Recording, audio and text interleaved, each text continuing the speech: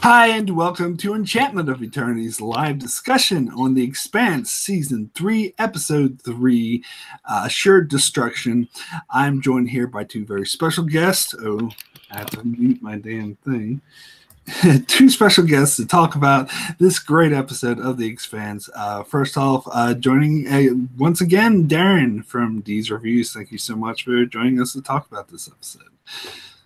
Hi, everyone. Thanks for having me, Mark. Always a blast. Really enjoying this season of The Expanse, so glad to jump into things. Great. And also, of course, with me as always, my brother, Akton Tamko. Yeah, good to be here once again. Talk about The Expanse. I'm also really enjoying the season so far, so it's going to be fun to continue to talk about it. Cool. Great. So first off, let's get your overall thoughts on the episode. Akton, I guess we'll start with you. What did you think of this episode? I really enjoyed it. I really was excited to see Holden and Avasarala on screen together for the first time. I know they had an interaction before where they talked to each other over subspace or whatever they call it in the Expanse, but they talked to each other via communication. But this is the first time they've been on screen together. I wasn't sure whether or not she would wake up in time for this particular episode, because in the preview we saw her just kind of knocked out and sleeping. But so I was really excited about that. Other than that, the episode wasn't. I mean, I do think it was kind of setting up for future episodes, so it wasn't, an amazing episode, but just the fact that those two characters have come together, and also Avasarala with everyone else on the Rosinante, and I think we can agree to just continue to call it the Rosinante. I don't even know why they bothered to change the name of the ship, but in any case, it was cool to see the interaction she had with Naomi too, and Amos and Alex, and their interactions with what's her face, Bobby, as well. So that just got me really pumped. So yeah, I enjoyed this episode, even though it is a lot of kind of setting up for future episodes. Yeah, and Darrin, what are some of your thoughts on this? I'm right with you. It's always great to see the characters coming together. The other side, I think my favorite part, which I'm sure we'll get into, is the sharing of information. Whenever they kind of hold back on info and like, oh, we're not talking about this yet, we got to hold on to that always kind of frustrates me. But here, Avasarala just threw it right out. It's like, this is what's going on. I'll start first, and then Holden right afterwards jumps right in with what they have. I mean, everybody caught up on the same page pretty quickly, and that's something that I really enjoyed in the episode. You're like, great, we're not going to drag this out. There's not going to be back and forth. Everyone is at least aware with what's happening. And then, of course, we've got all of that exciting stuff happening on Earth. So frustrating. But yeah, I mean, overall, I thought it was a good episode. Again, it's moving the storyline forward. It didn't have to have anything big, but it really took the elements and prepped them for their next big move forward. Yeah, I saw this episode as a sort of setting up the chess pieces and putting them into place. And there's nothing wrong with that, because, most good shows need to have episodes like that. And I think this episode did a good job at doing that. So I wouldn't point to it and say, oh, this is one of the better episodes of the show, but it's definitely setting everything up and getting those character interactions going, which are really fascinating and interesting to see. So cool. Let's go ahead and jump into the storylines. We'll start with the Rosinante. Yes, we'll still call it that. With Avasarala and Draper and everyone on board. So I had to start with the big question this episode asked that I'm sure everyone is asking themselves. We have to answer definitively the huge question: who would win in a fight between Amos and Bobby Draper? Go. Does Bobby have her armor? Because then I would definitely. Bobby does not have her armor. There's no weapons. Is it just like mano a mano? Like just mano a mano. No weapons or anything. They're on the bridge or command center, or whatever they call it. Just as they were in that scene. If they go at it, if she tries to take the ship without her armor because she didn't have her armor at that moment, who would win? I still think Bobby would win, because I think she's got more actual fighting training.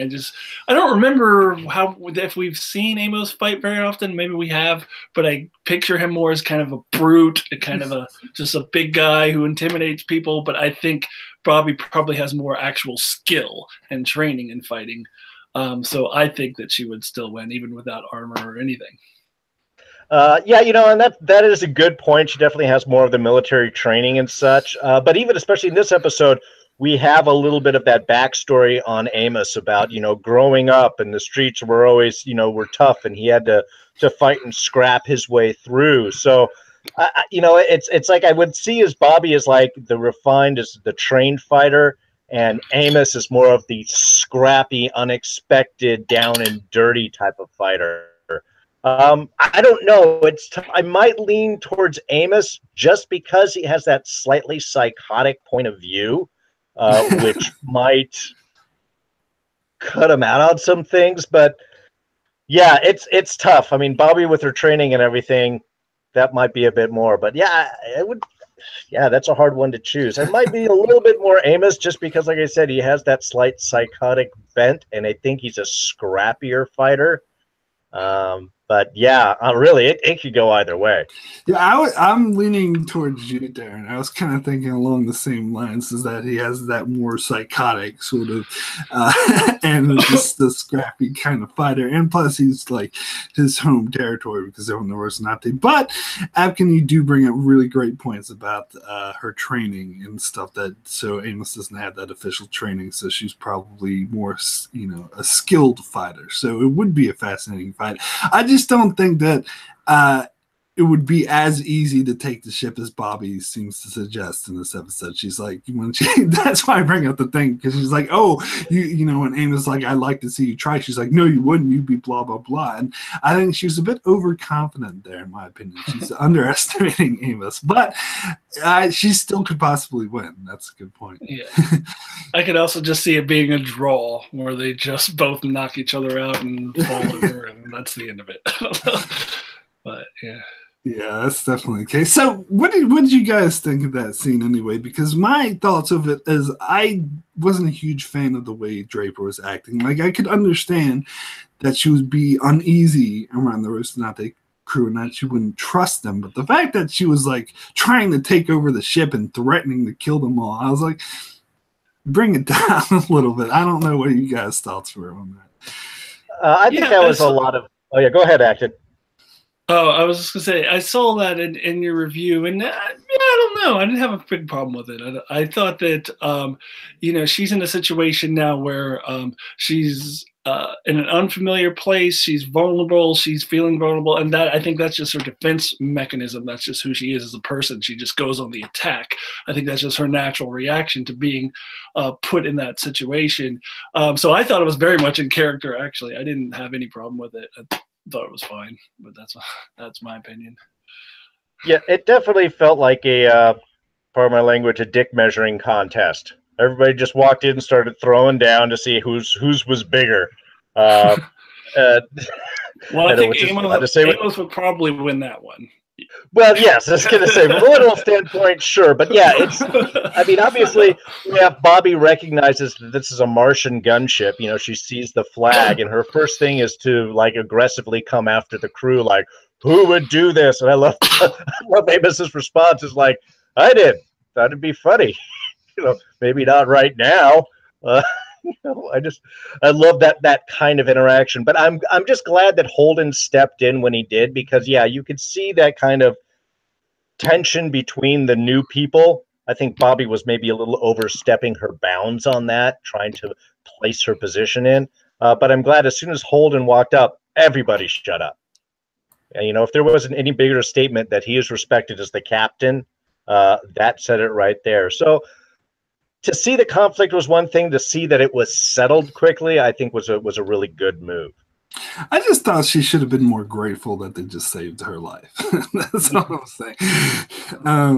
And she seemed to like totally change as soon as Holden stepped on the bridge too. She was like, "Oh, how's Avasarala?" and sort of dropped the posturing. It made me think maybe the posturing was just that posturing, and she didn't really mean it.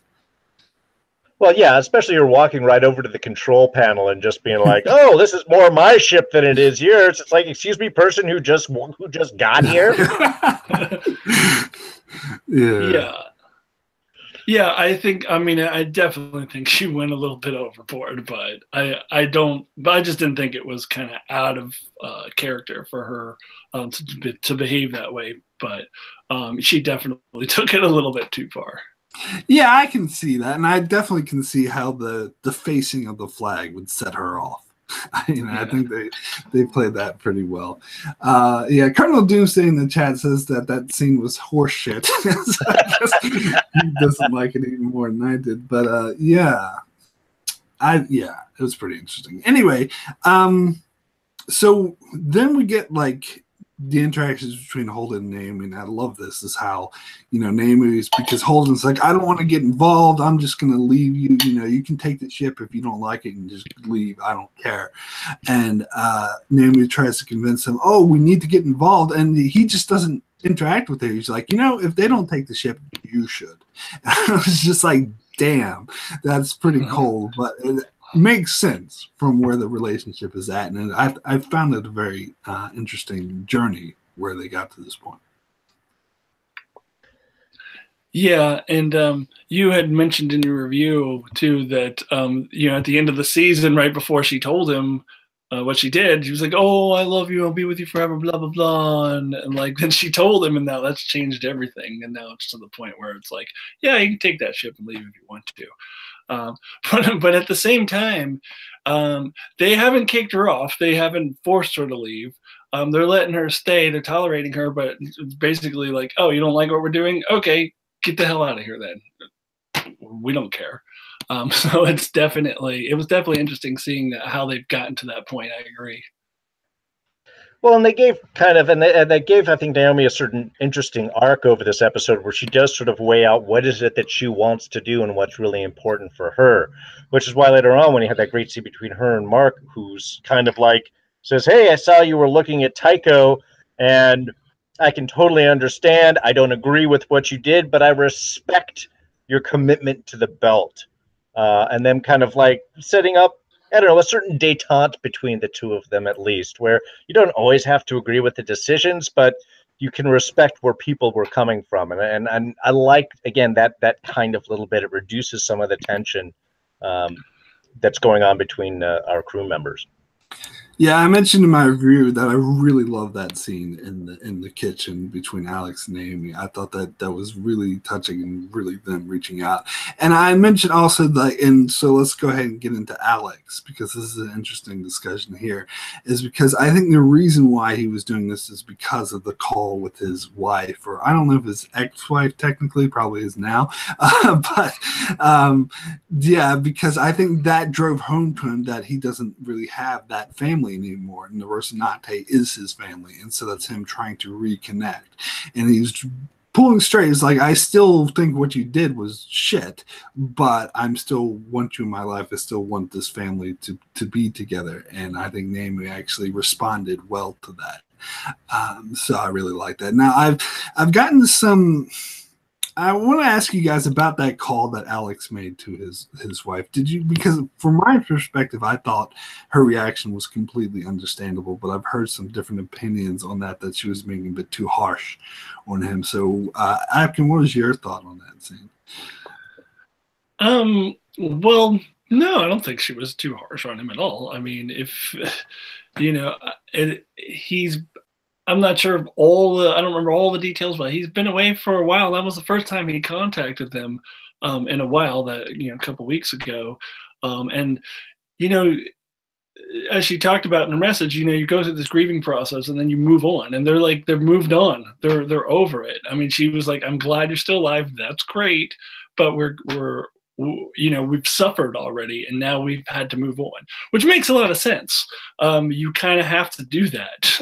You've got to move on with your lives. And then once you've moved on, to have that person try to come back in again, it's like, sorry, dude, you missed your chance. Like, so, her message was very short and succinct and right to the point and just a punch in the gut. And she didn't mess around at all. But You know, I could see why how that really affected Alex, but that was, you know, I think a natural reaction. You know, that's what you got to do. You got to move on. Yeah, I actually didn't think there could be. I don't know what other response he was expecting when he left that message last week. I mean, and in some ways you could see that he's thinking of it while he was leaving that message. You know, I think a lot of that was kind of coming to his mind of just the realization of just, wow, you know, I do love you and I care about you. You guys are important, but I'd much rather be out here. So when she responded back of like, yeah, okay, well, if that's the way it's going to be, we've moved on. Bye. I didn't think it really could have gone any other way, the way that he had left that message. And obviously it hurt him, but I think he kind of understands, which, like you had mentioned, Mark, there is it allowed I think that scene between him and Naomi to recognize how important his family here is and to try and keep that together. So yeah, I couldn't see that conversation between him and his wife or ex-wife now have going really any different, considering the message that he had left. Yeah, and I'm not sure what Martian divorce court law is. So I don't know if he was able to go and get a divorce while he's off or not. So I don't know if they're still married or not. But, I'm not very clear in the show if they were married if they already got divorced or not. Because in the books they were divorced at this point, but I don't know. The show might have been different. I wasn't very clear on that. Yeah, I don't know.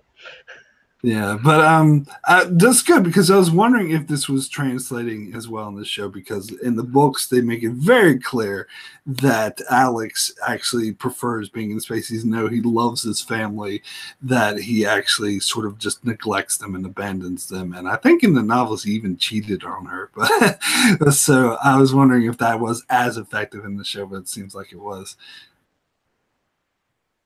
Yeah, I would say so. I think so. Yeah, cool. So, yeah. No, just saying, yeah, no, I completely agree. I think that's it came across fine. I didn't know if they were married or divorced. Obviously, there's some sort of family connection still there, but no, not anymore. Yeah. And did you guys think that scene was necessary? Did you think it added to the episode? Well, yeah, like you said, it's set up for Alex approaching Naomi, and I think it's a very big character moment for Alex. I mean, you know, we spend a lot of time with Holden and Naomi and even Amos now and Prax, but let's not forget about Alex. He's a character too, and we do need some development with that character. So I think it was very important for moving his particular story forward. Yeah, I do think so. And speaking of Prax, let's go ahead and talk about him a little bit, because I think it's interesting. He's starting to become more of the crew, because when I'm sort of jumping ahead a little bit, but we'll get to the scene a bit more. But when they all coming clean about what's going on, Prax is the one who speaks up and saying, "Well, we're going there to find my daughter," and he's sort of acting as a member of the crew, and we see like him bonding with Amos a bit more, with Amos stitching him up.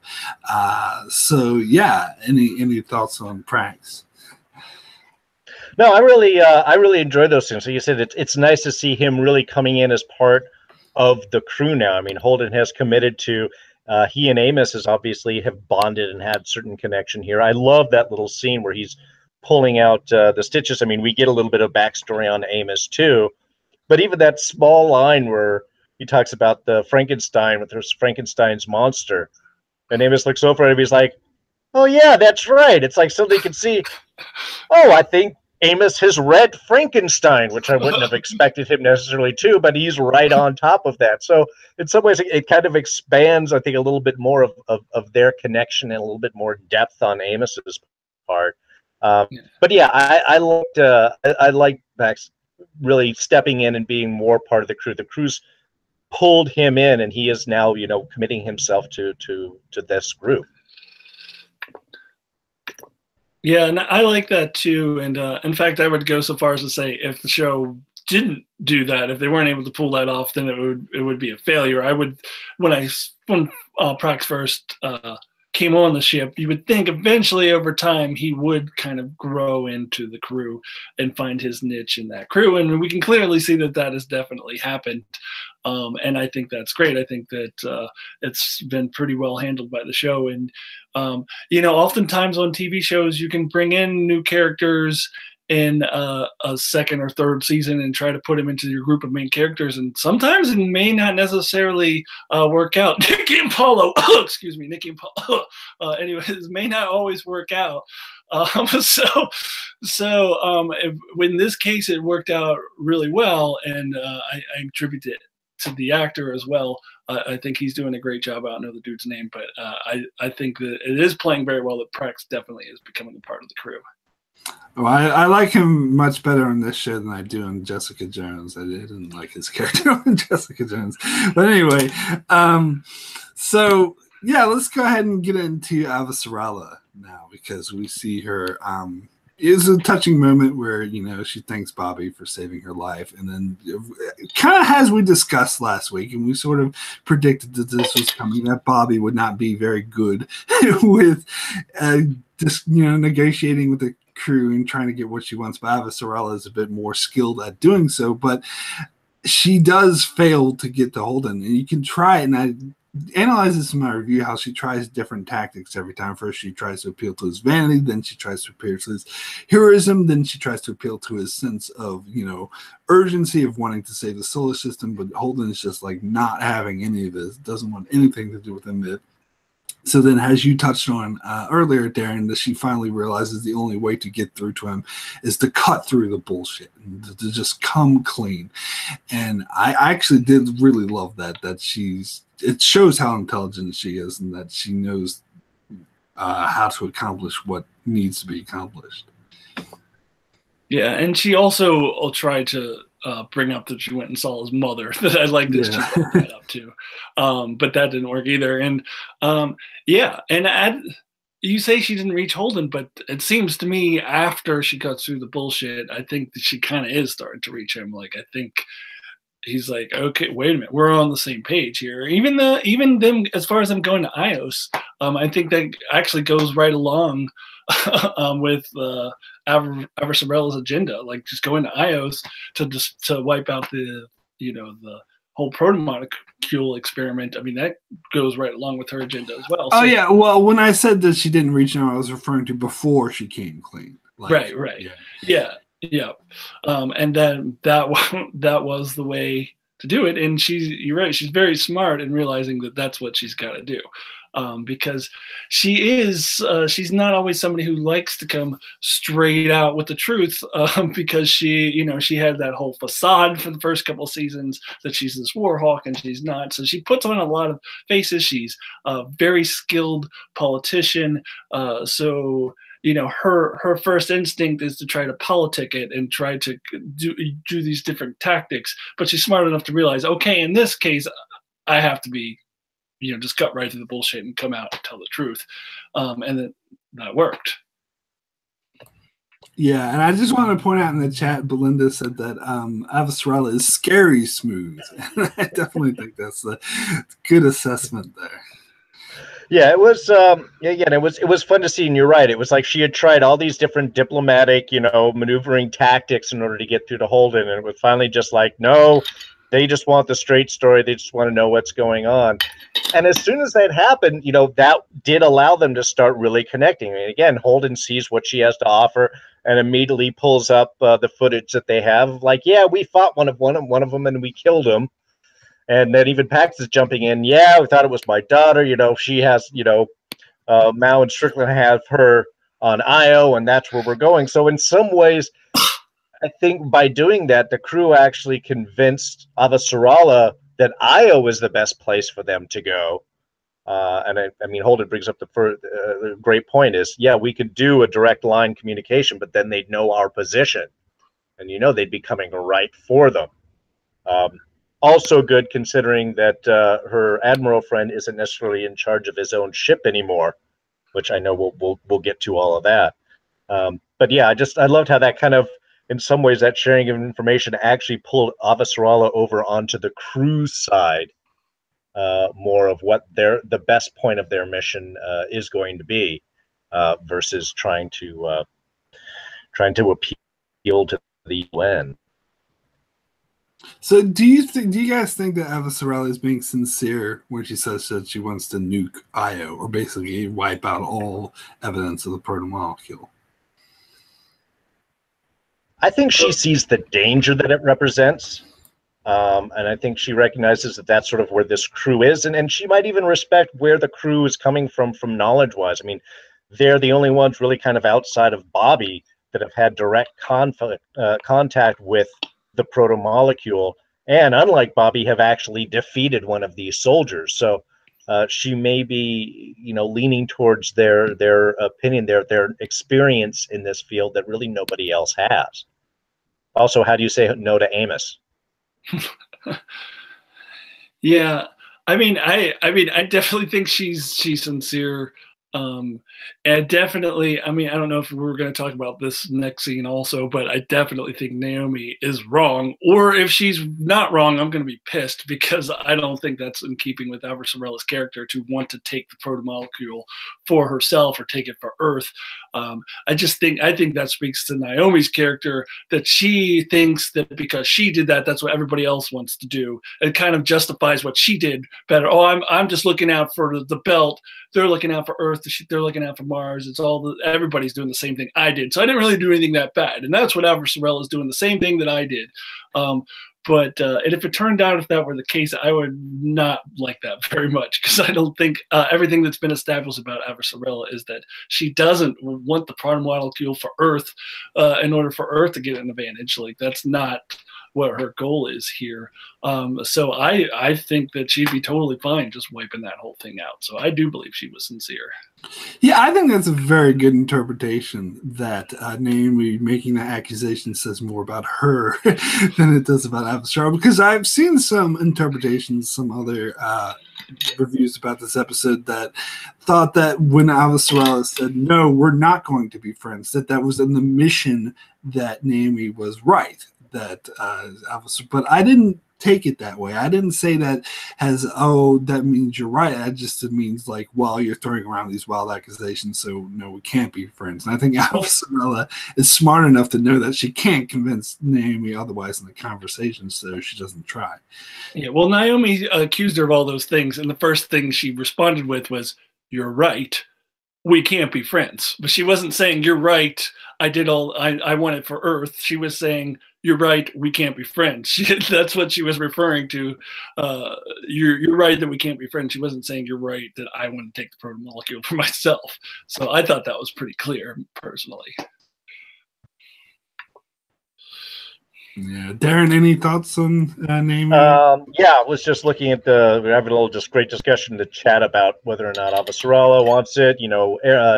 She told her right that Earth was to come first. James is saying in the chat there, which is true. But I think with everything that has happened with Eros and the near death of Earth and what's happening on Venus, I think Avasarala sees the protomolecule is too dangerous really for anyone to have. And if you get it into Earth, especially with Ehrenreit's point of view right now, it's just going to be developed as more of a weapon and just will eventually become more of a threat. I think she might have the clearest view of any of the politicians of the actual danger that this represents, and how that you're not going to be able to control it. So, I think that's where she's splitting with Naomi, that Naomi thinks that everyone's going to be reacting the same way, and Avasarala might be the one person to say, no, really trying to do what is actually right here. Yeah, I think you're absolutely right. That Avasarala is the pretty much only one, the politician there that's smart enough to see that the protomolecule is dangerous and basically no one should have it. And I think that's why she was pissed off that Fred Johnson had it. Not because, oh, the belt has an advantage over Earth, but because nobody should freaking have this, because it would do no good. I do think it would be out of character for her to kind of want it for Earth. I think that's more of an Ehrenreich thing. That's Ehrenreich being arrogant. Well, yeah, and it's not to mention that she can't be dark. I mean, even the opening episode, the pilot in season 1, I mean, she's watching a belter get tortured by gravity because it's part of the OPA, and she's totally willing to let him suffer in order to get the information that she needs. So it's not like she's not willing to go into dark spaces at all. I mean, she got her friend killed, her friend's family killed by talking about information to it was her friend. Yeah, her friend, right? Yeah. So I mean, she's willing to do that, but I think from everything that she's done with this interaction, especially with Mao, that she sees that this is not something to play with. And plus, I think she's had a lot of character growth since then. And I think perhaps she's still growing, where maybe she's like, because someone in the chat, I think it was James, quoted how she says, Earth must come first. And I think she's going to grow. She's starting to grow beyond that, and probably working with the Rocinante crew and seeing all the different representations is going to grow to learn that they all have to come together, which is so I think it's still a process of her growing beyond. But I think regardless of that, I think that she's smart enough to see that the protomolecule is dangerous and no one should have it. Yeah. And in the chat, it says Belinda Jet City Girl says she won't kill kids. I don't think anybody's proposing that they kill the kids. I would assume they would get the kids out of there before they nuked anything. So yeah, I don't think that they would just, especially with Praxis' daughter there, they're not going to just go and nuke the place. I mean, well, yeah, she did say like, "Oh, we save your daughter, and then what?" So they're assuming they save the kids first before. Yeah. What was Amos's plan? Is you save the kids. You shoot the doctors, and then you nuke the place from orbit. It's like, okay, there's a complete plan right there. Yeah, absolutely. Cool. So any parting thoughts on Avasarala with the Rocinante crew before we move on?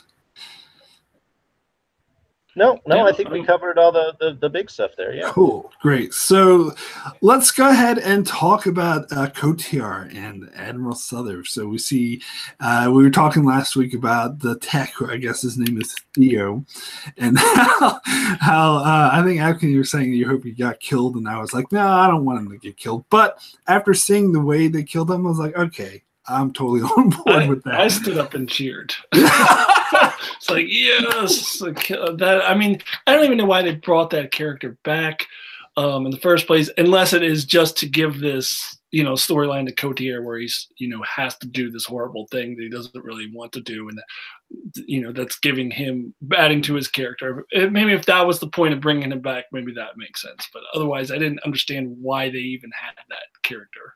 I think the point was so he could get the Aaron Wright's message to Avasarala, and so he served that purpose, so he's useless now.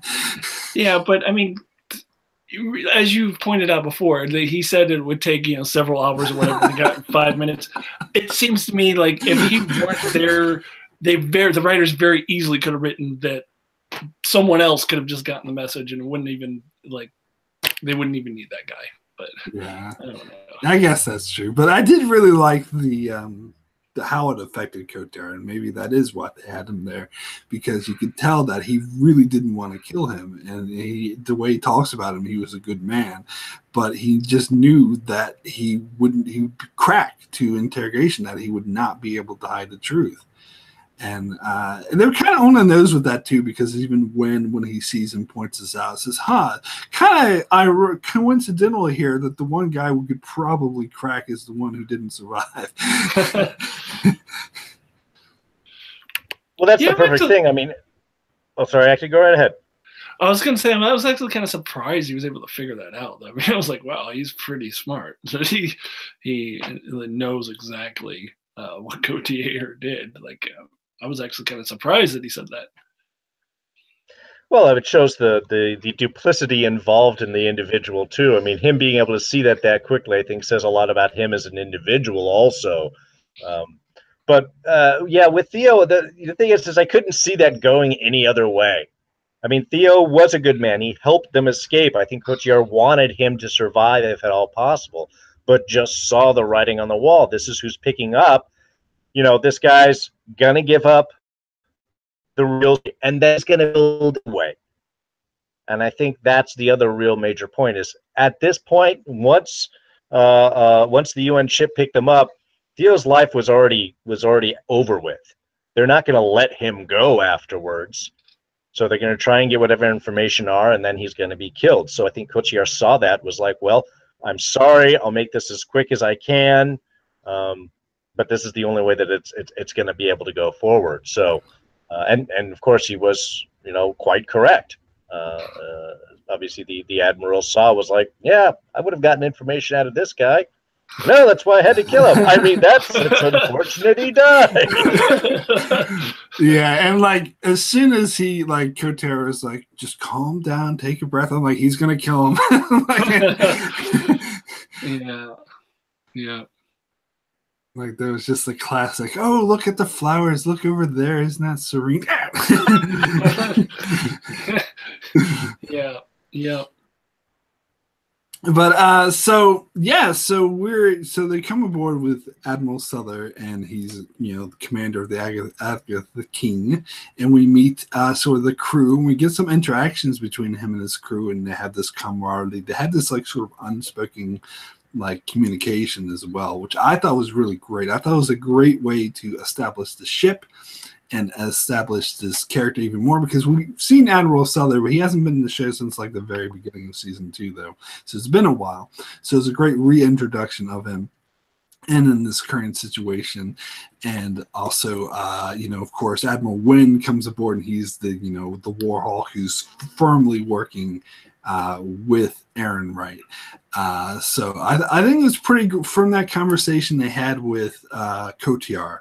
I think Admiral Souther knew right away that Kotiar, or suspected at the least, that what he was saying was true, because he knows Avasarala, and he knows Aaron Wright, and he knows what Wynn is telling him doesn't track, and what Kotiar is telling him actually tracks more. Yeah, and I was actually really happy to see this character return, because after he left in season 2, and I think you might have pointed out in your review, Mark, that what Avasarala told him, that you shouldn't have done that. You shouldn't have left this position. You should have stayed there and been a voice of opposition. And now you're seeing very clearly, yes, he should have, because he would be the one in charge. Anyway, but when he did leave, I was like, well, this character, I mean, clearly is on, the right side of things. Like he wants, really actually what Avasarala wants too, even though he wasn't aware of it at the time. So I felt like, well, they need to bring this character back at some point. So I was actually happy to see him again. And I think that he's going to, he clearly should be playing a key role in this storyline moving forward. Well, and I love how they also, how when he was talking to Kotiar, is like, look, I don't agree with Avasarala, but she's not a traitor. In some ways it shows you that enemy that respects you, enemy, again, in a loose term, the opposition that respects you could be a larger ally than expected, because, again, I don't agree with this person. I'm not with them, but I know the quality of this person, and so none of this makes any sense. And that gives Kotiar that brief moment to be like, okay. And I also love the fact that Kotiar just opens up, even when they had the discussion where Wynn was there, where Kotiar is still pretty much saying what the truth is. Aaron Wright's behind this. He's not afraid to put himself and tell the truth. And I was curious how that was going to play out with Kotiar. Is he going to be tight-lipped? Is he going to be quiet? Is he going to try and secretly get messages out? But he was all very direct. He stuck with the story that Avasarala was dead, but outside of that, had no qualms with really saying the truth about what was actually happening. I think he maybe knew from Avasarala the baseline character of Admiral Souther and Admiral Wynn. He knew that Wynn was likely an asshole working with Aaron Wright, but Souther was someone to be trusted. So he was trying, I think that first initial scene, he was trying to get through to Souther, but not keeping some things close to the vest, like the Avasarala was still alive. Like he didn't reveal that until the second time, where it was just Souther. And because by then he knew that he was getting to Souther, and he knew that Souther could be trusted. So I think Avasarala kind of told him about Souther, and he somehow knew about him prior to coming on the ship. Well, yeah, because obviously Avasarala wanted to try and contact Souther directly. Yeah. So, there was some knowledge that this was a person that could be trusted. But since, Avasarala can't necessarily do that contact right now, it's good that Kotiar can. Cool. And so what do you guys think of the meeting the crew? I like the sort of interactions between when Souther wants to go down and talk to Kotiar the second time, he's just like, oh, so we're still having malfunctions on deck 11. He's like, no, deck 11 is fine. It's like, how long do you think it will take to fix these malfunctions? And it's like, oh, okay, I get it now. 20 minutes. Yeah, which shows that he has the full trust of his crew, which speaks to this character, that they're fully behind him with whatever it is he's doing. So it's going to be interesting now moving forward, seeing Wynn now in charge, and he does not have that trust. They're clearly behind Souther. That's been established. So I'll be really interested to see how that plays out going forward with the crew that are obligated to take orders from this guy, but their trust is not in him; it's in Souther. Yeah, I thought that was just a real simple and effective way of portraying that exact point. And I didn't get a chance to look at beforehand, but the character that plays the lieutenant that he was speaking with, I've seen in several other places. I was excited once I saw his face on screen. I was like, hey, here's somebody I haven't seen for a while, which is, just kind of always been a fun. So automatically it makes me want to see more of what's going on with this crew. So yeah, I mean, if they wanted to get us invested, I think they've done a good job. Yeah, and Belinda in the chat just pointed out something I should have remembered because I just watched season 2, is that back in the Bar on Earth when Avasarala was talking to Souther, Kochar was in the background listening to him. So he already knows who Souther is and what the score is with that. And it's like, oh yeah, that's right. I think he made some joke about, wow, you make friends easy or something like that or whatever. But yeah. So that scene where Wynn takes control of the ship and is like, okay, I'll accept your offer and I'll take command of the ship. You're relieved. And he's like, don't make me relieve you of duty as well. Did anyone else think of Star Trek? That reminded me so much of like Star Trek, like Captain Jellicoe saying that to Commander Riker, you're relieved. Don't make me confine you to quarters as well. Yeah, and didn't there's admirals that have done that before, or didn't I can't remember what it. I don't remember if John Locke did it in the Terry Quinn in the episode that he was in. I think he might have done that. Yeah, it's definitely happened quite a bit. So, yeah, I did think of that too. Cool. All right, cool. So we can go ahead, I guess, and move on to talk about Jules Pierre Mal and his storyline. So this really took an interesting twist. Like, I didn't expect it coming into this episode, but as soon as they showed him talking to May, I'm like, okay, he's gonna shut the project down. I mean, it's made it very clear that it was foreshadowing that. Otherwise, why would they show him cozying up to May? And I think they did a good job at it, because I love the subtle hinting of how like they didn't like hit you over the head with this, but when Jules Pierre Mal just looked over and saw a picture of Julie, his daughter, covered in protomolecule, that hit him, and then juxtapose that with seeing a little girl that probably reminds him of his own daughter. I think it makes sense that this would get to him. And we talked about the difference last week between Mal and Strickland. I think that was exemplified even more here, where, Jules Pierre Mal was like, oh, it's good that children get to play together. And Strickland's like, oh, yes, it helps the protomolecule grow. And just the look on his face, Jules Pierre Mal was just like all pissy, and Strickland seems completely like out of it. He's a total fucking sociopath. So it's interesting to see the Jules Pierre Mal actually, lets it get to him that actually seeing the children is different than doing it different, and he shuts the project down. So any thoughts on that? Yeah, I thought it was very, very interesting, because this character has pretty much been portrayed as like the villain, like he is this evil person, and now you're seeing the softer side of him where he's actually doing the right thing and shutting the project down, and I was not expecting that. So it also makes me kind of worry for him a little bit, because I don't expect that Avasarala and Holden and Rosinante are going to get there and the project shuts down. Okay, come on, May, everything's good now. Like, I just kind of don't see that happening. So it makes me think that Souther, or what's his name, Strickland, Souther is the other guy, Strickland might turn on him, or like they might do something to him or something, so that they might go over his head and go to Ehrenreich, and I don't know what they're going to do, but it makes me, I just can't see the project being shut down once the Rosinante arrives. Otherwise, there's no tension. So makes me kind of worried for that character. But it was very interesting to see that turn, because it's not something I really expected, especially in the first couple seasons when we've seen him, that this that he does have this softer side.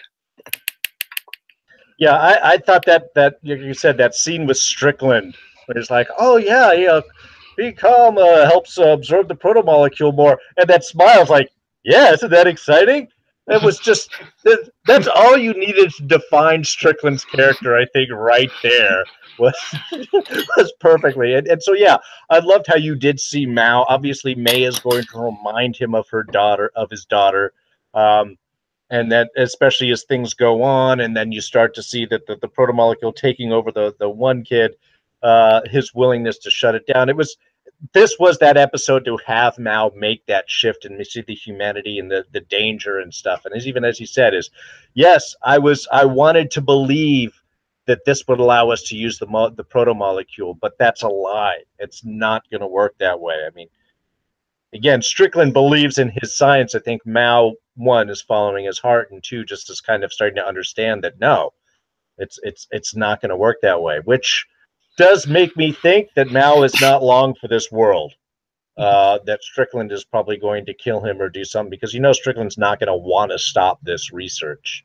And I, that is my next question, because I think but sort of Mao is the one who's funding it. He's his boss. So I think that makes me wonder if he'll try to go directly to Ehrenreich, because he knows that Ehrenreich, and he'll just try to maybe bypass Mao somehow. He could. I mean, Mao's a very important person, so killing him now. I mean, how is Strickland going to get away with that? How is he going to justify it? I mean, that's a big order, so he might just try to circumvent whatever Mao is doing. But there's definitely going to be a conflict between them. There's definitely some big shift or change that's going to have to happen. Yeah, and I don't know if this will necessarily would kill him, but I could see them like knocking him out or something and locking him up, something like that, and then going to Ehrenreich and Ehrenreich. I mean, I don't know what they would do about the funding, but Ehrenreich would make sure that the project is still going forward, and then just take Mao out. They don't necessarily even have to kill him. I could see something like that happening, and then the Agatha King is on its way, also with Wynn in charge. So I think that that's the muscle to kind of ensure that the project is still going to go on. So I think that they're going to probably just take him out, lock him up somewhere, and get permission from Ehrenreich to continue forward with the project. Yeah, and so this is kind of what I was saying before about the episode building. This is definitely building to something, because the Advocate King on the way, we have the Rosnate on the way, and then we have this thing with Strickland and Mao, so it's sort of all coming to a head. So yeah, looks pretty exciting. So anyway, let's go ahead and move on to our last storyline, which is the Ehrenreich, speaking about him, and Gillis and Anna back on Earth, where Ehrenreich, this has made it very clear that it's a fight between Ehrenreich and Anna for control over the Secretary General, who obviously does not have a backbone and just sways so easily, swayed by whoever takes it. And Ehrenreich said, "You should attack these ships," and Anna's like, "Well, you shouldn't." "Okay, fine, I won't." And Ehrenreich, "No, you should." And I was like, "Okay."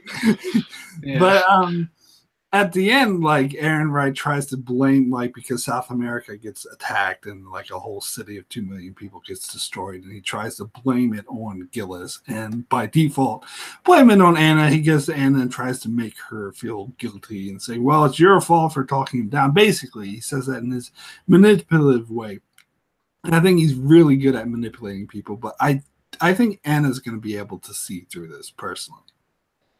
Yeah, and I think so too. And I was really happy when they brought this character in, because this is exactly what I expected to happen based off of last week, that it was going to be this kind of tug of war over the Secretary General, and that he just listens to whoever happens to be in the room at the time, and is just very, very easily influenced. But to me, that was way better than just him listening to everything Ehrenreich said, which is what happened in the first episode, which kind of frustrated me. So I was glad that they brought in this Pastor Anna character to kind of be the other side of that. So it's going to come down to, it looks like, it's a battle between Ehrenreich and Pastor Anna, which, was foreshadowed last week, and even more so this week. And I'm excited about it. I like that dynamic is taking place rather than just continuing forward with the Secretary General just doing everything Ehrenreich says. And so I really like that balance that Anna brings. Well, yeah, because you got to have the devil and the angel on the shoulders there for the Secretary General, who, yeah, you're right, is a total wet noodle. He has no real spine. It was good that they gave him at least that moment of pause, and I understand that they want to use that pause as the potential cause of the loss of that one city. But I thought that was. I mean, yeah, I was just waiting for that one thing to go wrong. I wasn't sure whether or not one of the guns was going to be delayed, is what actually happened, or they would destroy the 5 and then find out there's like 2 more out there that they didn't count. I mean, 5 was just their estimate according to their information. But it's with this constant push. The thing with they're doing with Ehrenreich is every time that he is brought forward, he is pushing his agenda so hard. That there has to be some pushback at a point. I mean, there has to be someone looking and saying, "How come you're always pushing for the next step and to expand the war and to really build things up?" Like the Secretary General said, it's one thing to be fighting out in the belt; it's another thing to bring it back to the inner planets. Mars isn't insane. They're not going to try and bring this fight over to where the two of them could actually hurt each other directly. And since Ehrenreich's always pushing that, there's got to be a point where there's a pushback, and that's probably where our Dr. Reverend comes in. Yeah, and we're also missing Avasarala as well. I mean, I think possibly, she could get involved in this, even from her position of where she's at. Sorely missed here, because even though it's good having Anna there, she's not officially a politician. She's not there in the official battle meetings, and Avasarala would be able to do a lot more good, which is, of course, why Ehrenreich is trying to take her out. I think it's Avasarala to get her voice in at all. That's going to have a huge impact, especially considering that she has evidence. She has a recording of Ehrenreich specifically saying what his plan was and what it is that he's doing. So, I mean, that would blow Ehrenreich right out of the water. What happens after that? I mean, with the war with the Secretary General, I mean, is he going to have to resign off of that? Do you realize that he's been listening to a war hawk that's been manipulating him since the beginning? I don't know what kind of speech can be written that's going to fix that. Yeah. And I love that Ehrenreich gave like the classic, villain monologue. He's like, "Well, since you're gonna die anyway, I'll just tell you all of my plans." And he has film of it. So, and then, I would love to see like the classic villain monologue coming back to fight somebody. But I don't know. It's interesting. Yeah, and in the chat, Belinda points out that the bobblehead, and that's what Avasarala called Gillis in the books. And I wish he would have called him that in the show too. I wish they would have found a way to brought that term in because she called him the bobblehead specifically because he had no spine and just went wherever anyone else went. That's quite funny. Anyway, I think we'll go ahead and wrap up this discussion here. So any sort of thoughts, any hopes for next week's episodes, or thoughts where the story might go from here? Well, my one thing I'm wondering is we haven't seen Fred Johnson in a couple episodes, and he seems to be kind of really disconnected from the story. Everybody's heading to Io, so it kind of seems like we might not. I actually haven't got a chance to watch the preview, so I don't even know. But it seems like we won't see him, maybe not even next week. But I'm kind of wondering how. I mean, he still has the road molecule, and obviously that's important. So I'm kind of curious when he's going to be brought back into the fold. Because he's been absent for a couple weeks now. Yeah, I'm wondering if they're going to shoot off and try and focus on Fred Johnson or just move straight into Io because, like you said, everybody's heading to Io. That's obviously going to be the next big point of conflict. And is that going to be a little bit further on into the season, or are they going to try and deal with that right now? Yeah. I like the And pacing that they've done, so I'm as long as they keep that up, I'm fine with whichever direction they go with yeah, first. I actually I would almost kind of prefer that they, do get the IO thing out of the way first before they brought Fred Johnson back in. It's just interesting. I always liked that character. It's just interesting that he's been absent for a little while. But I'd actually be okay if he was absent another week if we're gonna have this big, conflict over at IO because all the characters are heading there. But it was just something I thought of. I was curious when he's gonna be relevant again. Yeah, well, again, I mean, it probably is soon, but they're going to have to spend time because I think they were sort of building up to or implying some conflict with the OPA and the proto molecule there, since Johnson's going to have to kind of work with them. That's not going to go smoothly. There's going to be some double dealing happening in with that. So, like you said, I'm with you, Acton. I think that it'd be nice to deal with the IO stuff and kind of focus on that before they jump back over to Tycho and what's happening there. I don't. Yeah. So yeah, I saw the promos for next week. I don't know if you guys have or not. But, well, I wouldn't consider it a spoiler. You don't consider it a spoiler? I just haven't watched it. They showed Drummer in the promos, so we are going to get a bit of her on her mission that Johnson sent her on. Oh, okay. So we are going to get a little bit of that. So I kind of think that we probably won't get the IO until episode 5 or 6. I reckon. I think, but I agree with Darrin. Like, I trust the show because it's been going at a really good pace so far. Yeah, I think at this point, I think it's got to be by episode 5. I think if it's not by episode 5, to me, it would be a little bit too drawn out. Like I can see, next week's episode 4, right? So I can see that being another week of setup before we get to that point. But if they kept dragging it out beyond episode 5, I don't know if I would care. I definitely agree with that.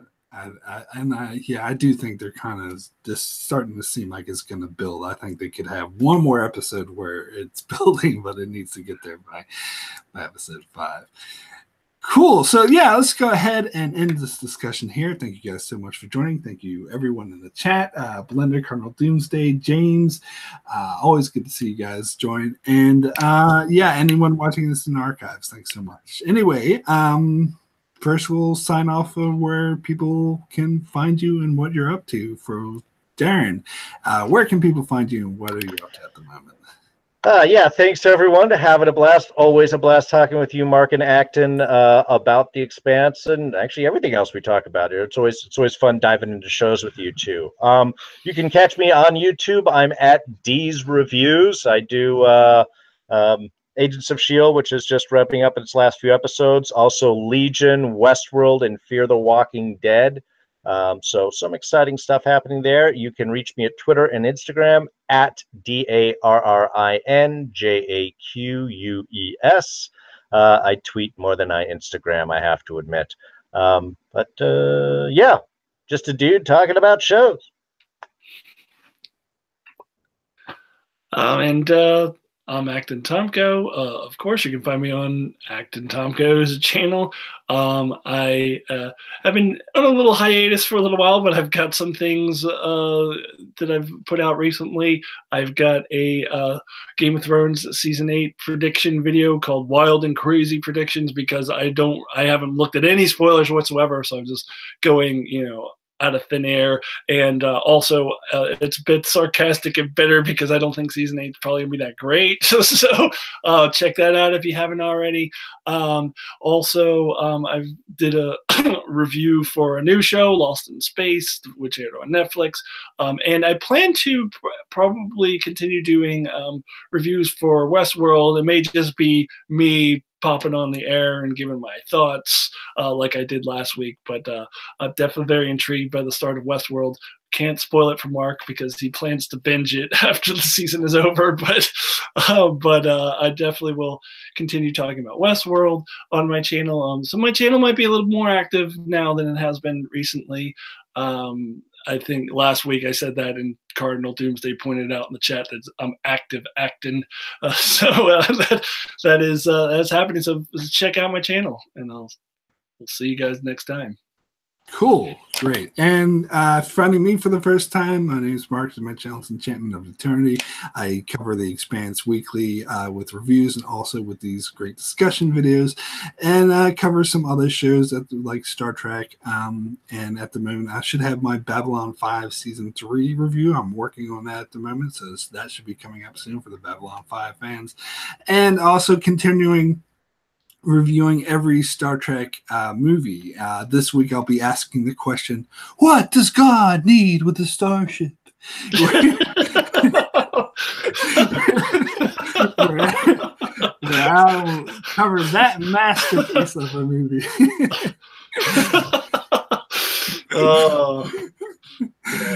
The worst Star Trek of all time. Yeah, but they came back with 6 afterwards, so that kind of made it okay. Yeah, they did. They redeemed themselves in 6 for sure. Yeah, I was very happy when 6 came out because then you can kind of forget that 5 existed. Yeah, exactly. Anyway, yeah. So thank you guys so much for watching. Make sure to subscribe if you haven't, and we'll see you next time.